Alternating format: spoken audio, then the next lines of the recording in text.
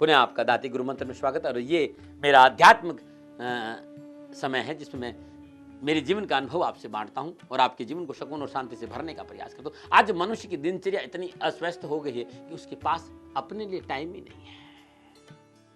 सबके लिए टाइम है अपने को छोड़कर। और सबसे बड़ी बात तो ना हंसने के लिए टाइम है ना रोने के लिए टाइम है। हाय धन हाय धन हाय धन हाय धन। इकोनॉमी में कि धन की चाहत इतने बढ़ गई है कि उल्टे सीधे कार्य करने में देरी नहीं करता है। और यही कारण है कि आज हमारी जिंदगी से हंसी गायब हो गई है।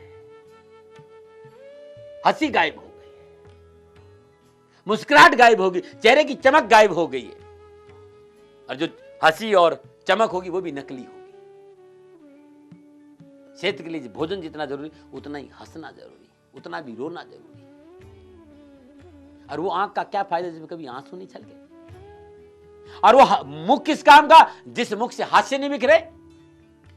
आज हमारा दिलो दिमाग इतना भारी हो गया है कि हमें हंसना और रोना दोनों ही बंद कर दिया। अरे आंसू भी कई बार मस्ती के आते हैं। जब बहुत खुशी मिलती तो आंसू आते हैं, तो नहीं तो आपकी अपनी खुशी है ना अपना आपका गम है। इसलिए जब कभी हंसी आए तो हंस लो, इसे आंखें खुल जाती है। रोना आए तो रो लो, इसे आंखें धुल जाती है और दिल को सुकून मिलता है। मत इन सब चीजों में पड़ो, अपने साथ भी रहना शुरू करो। मैं ये नहीं कहता दुनिया के साथ मत रहो, लेकिन अपने साथ रहो। आप हो जब ने दुनिया है। और ये युवाओं का भारत है और युवाओं में वो ऊर्जा है जिससे संसार में कोई भी मार्ग प्रशस्त करने में विलंब नहीं होता है।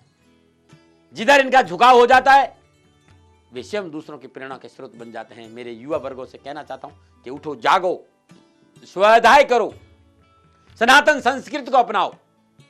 संपूर्ण वैज्ञानिक दौर का लाभ उठाते हुए भारत की सनातन संस्कृति को जीवित रखते हुए, धर्म को जीवित रखते हुए आगे बढ़ो।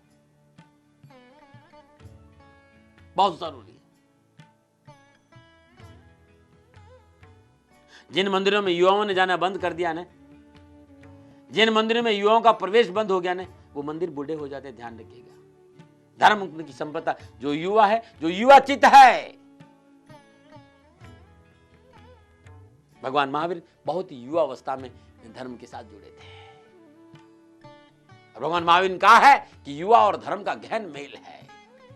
धर्म यात्रा में भी ऊर्जा चाहिए। धर्म की पहली पसंद युवा है। मैं हमेशा एक बात कहता हूं, जब कोई व्यक्ति बूढ़े व्यक्ति को गोद लेना पसंद नहीं करते हैं तो भला धर्म बूढ़े इंसान को गोद क्यों लेगा। इस बात का भी ध्यान रखिए।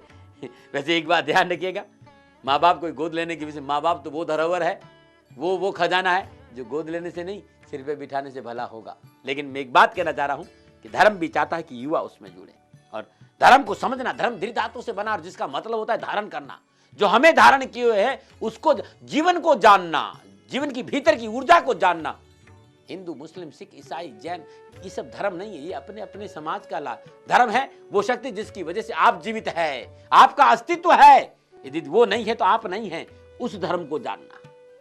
और वो धर्म न जाति, संप्रदाय, न मजहब किसी में नहीं आता, वो अनुभव में आता है। वो जीवनी शक्ति के साथ जुड़ा हुआ है। इसलिए मैं आप लोगों को कहता हूं कि भीतर की पगडंडी पे चलना सीखे। और हे युवाओं, आगे बढ़ो। राष्ट्र को प्रगतिशील बनाने के लिए आपको धर्म से जुड़ना बहुत जरूरी है।